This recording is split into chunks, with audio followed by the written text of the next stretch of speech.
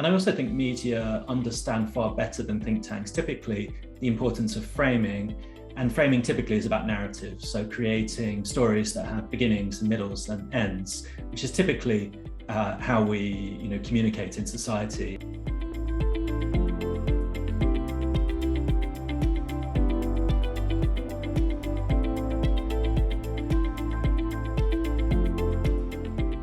I think the media plays at least three important roles in promoting more evidence-based policy and change. It can provide a source for an accurate bedrock of information that can allow a better discussion between different parties and different people who need to be involved in decisions, whether it's policymakers, publics, so that they can work on the same page, even if they have conflicting interests or ideological perspectives. I think it helps to create a better conversation for that reason. I also think the media plays a really important role in translating information that would be presented otherwise in languages that just aren't of the right register for broader audiences.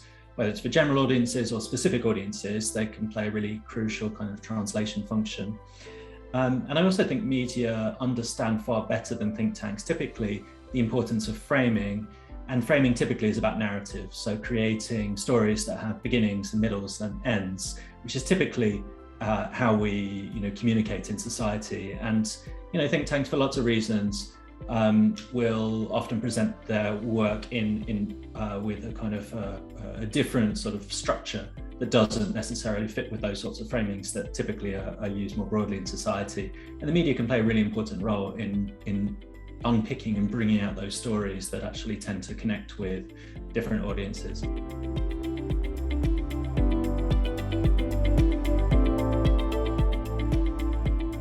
The media tends to work with think tanks in at least three ways. They will use think tanks as a source of expert analysis, where they'll turn to researchers and so on for accurate information, for as a baseline often for a story that then might have a particular spin or an argument or a debate between different experts.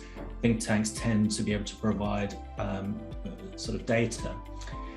But the other use of data that I think is maybe less remarked upon, but I think is maybe more important, is actually as a source for leads for reporters themselves who then want to go and find their own stories. I find actually think tanks often can provide a really valuable service in kind of setting out the bones for stories that journalists will then flesh out and will then explore more deeply through investigation, through their own kind of storytelling and narrative and so on. And often think tanks can play that role, but maybe don't necessarily sort of play to that as much. And then finally, of course, think tanks can provide a source of opinion, which is different again, and typically sits on a different page from news, but is also, of course, an important part of media. And we'll have pieces in the op-ed section typically, or similar in a debate type format.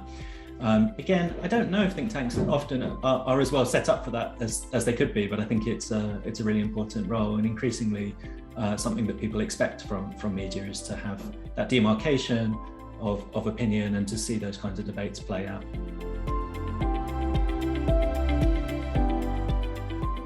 Think tanks have very, very different roles to play in different media markets according to different political contexts. So in the Chinese context, there is actually a huge sort of ecosystem of think tanks, but they tend to be very linked to the state. And as a result, tend to really feed quite directly into sort of state media organs, which tend to have quite a terse kind of line and not allow for a huge amount of opinion. More broadly, in the kind of slightly more liberal media sphere that exists beyond state media in China, think tank experts can be used as sources of expert opinion. They can be used for analysis and for sort of debate and so on. But there doesn't tend to be a huge amount of open kind of engagement between the think tanks and media, in contrast to, say, in the UK, where it's very typical to see a variety of different think tanks, whether they are seen as more bipartisan or politically oriented and ideological throughout the newspapers and media. I think the biggest challenge that the media and think tanks have in working together tends to just be around trust. If you talk to journalists, they'll often claim that they are not well informed enough to report on particular topics. Maybe they need greater training on particular themes. I tend to find if one has sort of trusted relationships as a journalist with sources of expertise, particularly who they can talk to on background, can talk to without quotation and so on, that can actually be a lot more important often than that sort of knowledge and training, because ultimately if you can build trust between sort of experts and reporters, you can use think tanks, I think, in a very important way as kind of as guides and as sort of trusted guides, not impartial arbiters, but as trusted guides who can, for example, kind of weigh in and say, yeah, this is credible. You should probably explore this line of inquiry, or this expert has a different view from me, but I think that they're coming from somewhere that is reasonable.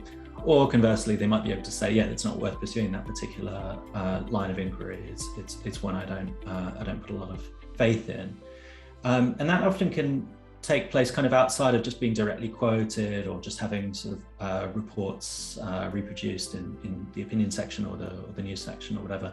And I think that really requires kind of long-term trust building type work. The best way to do that often is through ideally face-to-face workshops about the role of think tanks or evidence, or those sorts of projects. And often it ends up creating relationships. It ends up appealing to particular types of journalists who like working with those sorts of experts. And often you will find a particular type of journalist who will build those sources and contacts and use them and will be able to act as a kind of go-between between think tanks and media. And I think that's actually a really important role that often people don't pay as much heed to as they should. I think as media changes, it's really important to read very widely, to look at how formats are changing with technological change, with different sorts of media professionalization in different countries and markets.